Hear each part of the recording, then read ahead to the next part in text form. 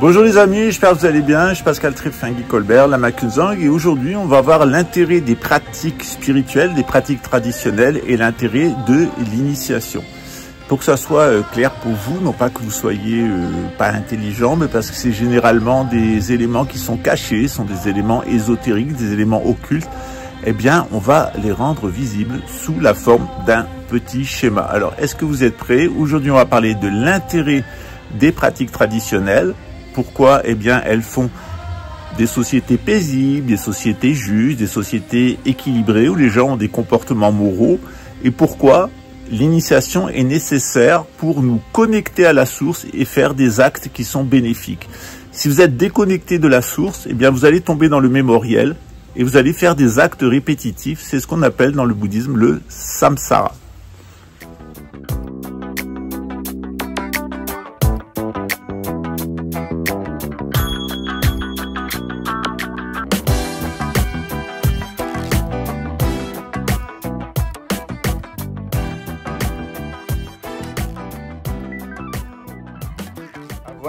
Voilà le petit schéma en question. Comme vous le voyez, il y a notre être corporel qui est ici en rouge.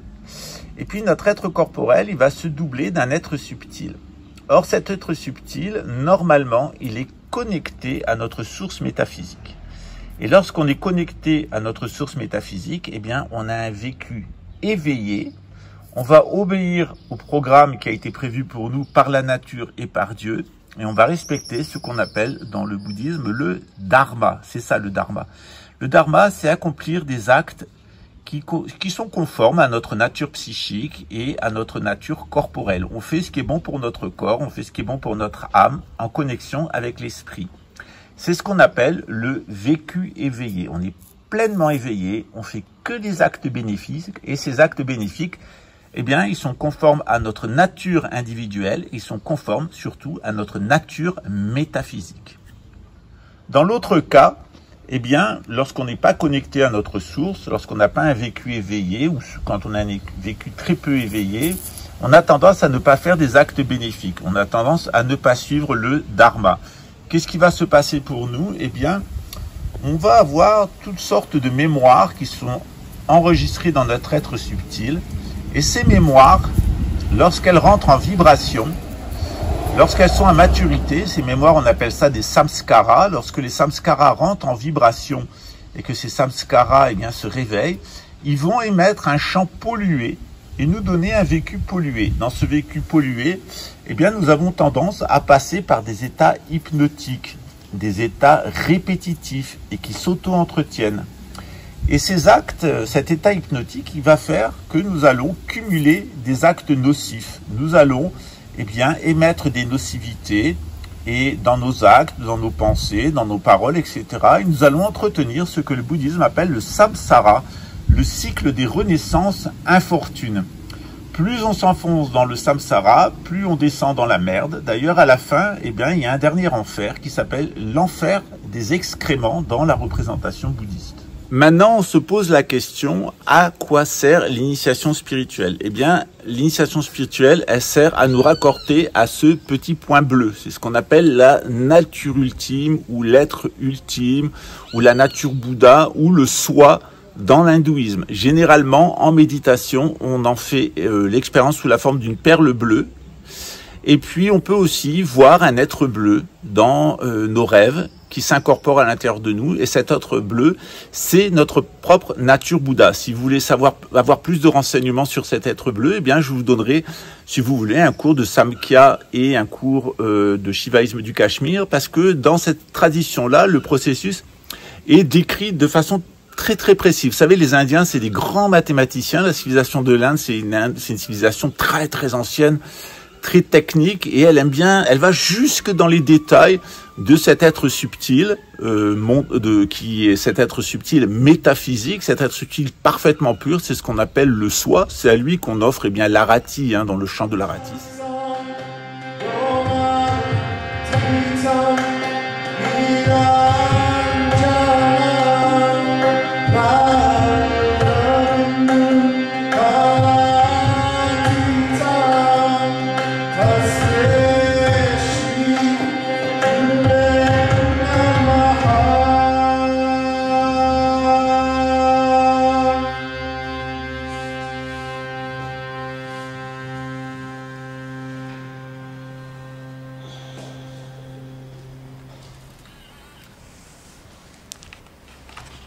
le champ de l'Aratis, cet être subtil, ce soit ce gourou intérieur, ce maître intérieur, celui qui nous amène de l'obscurité de notre ego et de notre karma, du samsara, jusqu'à la liberté, la libération et le bonheur.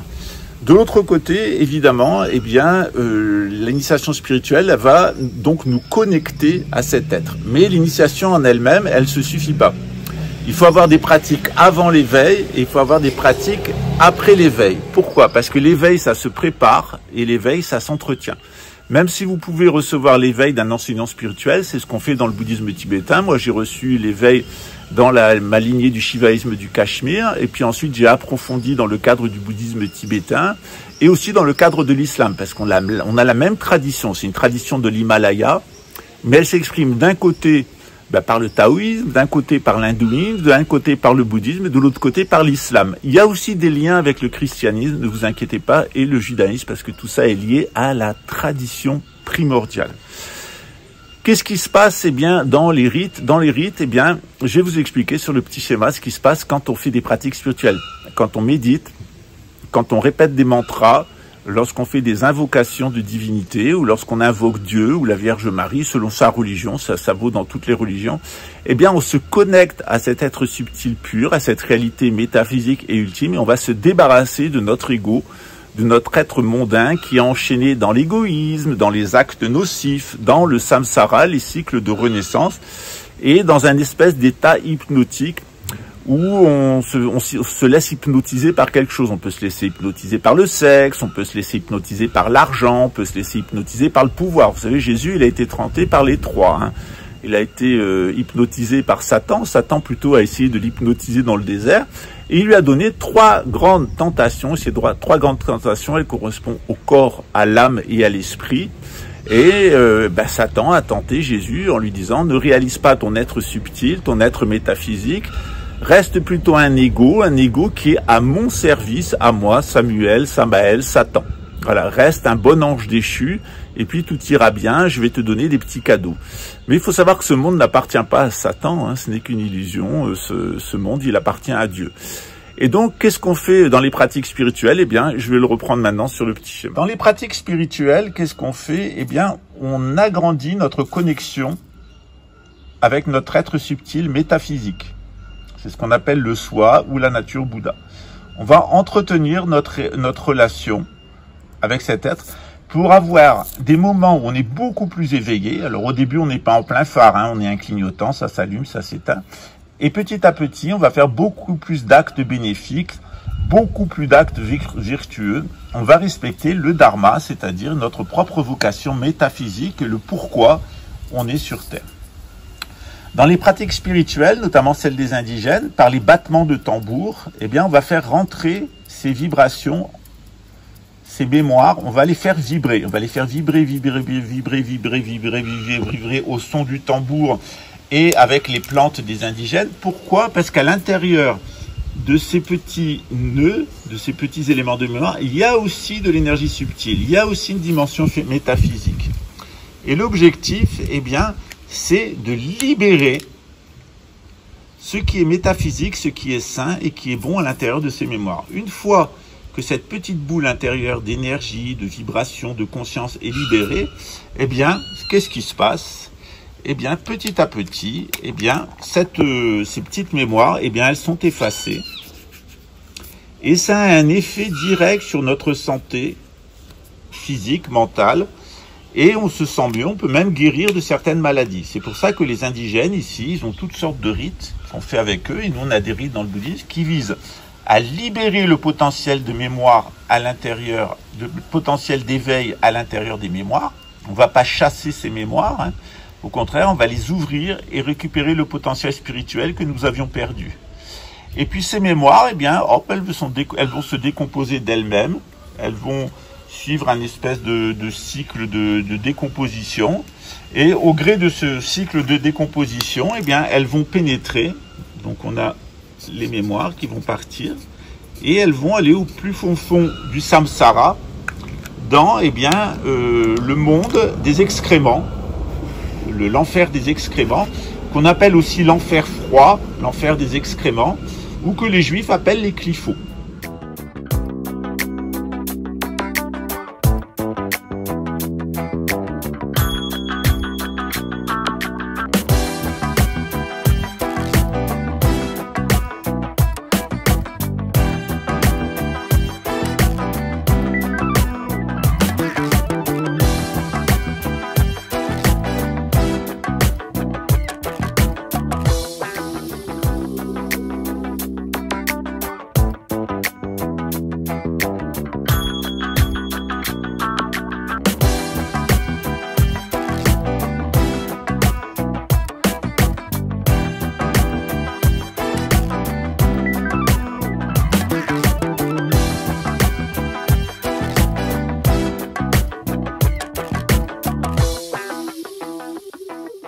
Alors souvent on me demande de donner des prises de refuge, de donner des initiations spirituelles. Je dois dire que c'est pas de tout repos, hein, parce qu'on va devoir se confronter eh bien, à ces mémoires et elles sont extrêmement agressives. Par exemple, quand j'arrive à un endroit et qu'il y a des gens qui ont un comportement nocif, les vendeurs de drogue, les partisans de la prostitution, de la pédophilie, etc., bien, ils acceptent pas tellement ma présence. Ils souhaitent me faire des guerres pires. C'est pas intéressant pour eux. Ils vivent dans l'obscurité, ils manipulent les gens, qui mettent dans un état hypnotique. Moi, j'arrive avec mon flambeau, ma flamme, et figurez-vous qu'ils n'ont pas très intérêt à ce qu'ils soient démosqués. Par exemple, un pédophile, il n'a pas intérêt que tout le monde sache qu'il est un pédophile. Or, on a tous intérêt à savoir qu'un pédophile est un pédophile pour protéger nos enfants. On a tous intérêt à savoir qu'un drogué est un drogué, afin de nous protéger de ces émanations subtiles, parce que les drogués adorent droguer les autres. Les drogués ne se droguent jamais tout seuls. Le plaisir d'un drogué, c'est de droguer une autre personne, d'avoir un compagnon de déchéance. Voilà, c'est contaminant, la drogue. Voilà. Donc, toutes les pratiques spirituelles, elles servent à ça. Dans l'initiation spirituelle que je vais vous donner le 26 mars, vous aurez une explication complète. Ce soit le 26 mars, soit le week-end d'après, le 2 avril. Ça dépendra du nombre de personnes qui sont intéressées et des préparatifs, parce que je dois aussi me préparer. Dans cette initiation, vous allez avoir d'abord des explications complètes, doctrinales. Ensuite, on va avoir une pratique de méditation, une pratique de chant ensemble. Et puis, on va s'appuyer sur le Bouddha de la lumière, le Bouddha Amitabha, pour vous donner cette initiation spirituelle. Et vous pourrez profiter de la force du Bouddha Amitabha, de sa force de lumière, de sa force de compassion. On la contemple tous les soirs au dernier rayon du coucher de soleil. C'est pour ça qu'on aime bien aller voir des couchers de soleil. C'est parce qu'il y a un dernier rayon de lumière et celui-là, il est très fort d'un point de vue spirituel et d'un point de vue symbolique. C'est notre dernière chance avant l'obscurité. Et puis après, on se tient tranquille, la nuit passe et puis au petit matin, le premier rayon de lumière qui arrive, il nous apporte la tranquillité et la paix. C'est vraiment le moment où la nuit est noire, les oiseaux, les animaux se taisent. C'est un état de peur, de stupeur, hein. Et dès que le premier rayon de lumière arrive, les oiseaux se mettent à chanter. Et bien moi, c'est ce à quoi je vous invite, à capter ce rayon de lumière juste avant la nuit, d'être calme, sage, de méditer, d'avoir des bonnes pratiques, de sortir de notre état hypnotique. Et puis le matin, vous le verrez, les petits oiseaux se mettront à chanter pour vous, ou les anges, si vous préférez. Voilà. C'est vraiment sortir des états nocifs. Et surtout, ce qui est intéressant, c'est que non seulement on sort de l'état hypnotique, mais en plus, on sort des actes nocifs et véritablement, on va sortir du samsara. C'est très important de sortir du samsara parce que le samsara, c'est une prison qui nous amène à l'échec, qui nous amène à la destruction et qui fait de nous des êtres résiduels et des êtres nocifs. Alors, je suis sûr que vous souhaitez être des bonnes personnes, vous n'avez pas envie d'être des pédophiles, des assassins et des vendeurs et des consommateurs de drogue. Et c'est à ça que je vous invite, c'est à protéger votre enfant intérieur, de le nourrir avec des bonnes pratiques spirituelles et de faire de vous un être altruiste à l'image d'Avalokiteshvara Chenrezig, qui est l'émanation principale, une des deux émanations du Bouddha Amitabha. Dans 6 mois, on travaillera sur le deuxième compagnon du Bouddha Amitabha, qui est le Bouddha Mahastamaprapta, qui est un Bouddha, un bodhisattva entouré de flammes. Il est très puissant. C'est ce qu'on appelle un Mahakala, un destructeur de l'illusion, un destructeur des mémoires, un destructeur du karma et un destructeur du samsara. Donc vous apprendrez les deux forces. Vous apprendrez à être très doux et très gentil, et de l'autre côté, extrêmement fort, extrêmement puissant pour pouvoir annihiler les forces du mal. C'est le 26 mars ou le 2 avril, ça dépendra de comment on va fermer le groupe. C'est une initiation spirituelle, c'est un groupe fermé qui est réservé à 35 personnes. Alors je vous dis à bientôt. Maintenant, vous savez ce qu'est une initiation, vous savez ce qu'est une pratique spirituelle. Généralement, personne ne vous explique ces points de la doctrine et surtout, comment faire. À bientôt, ciao. À bientôt.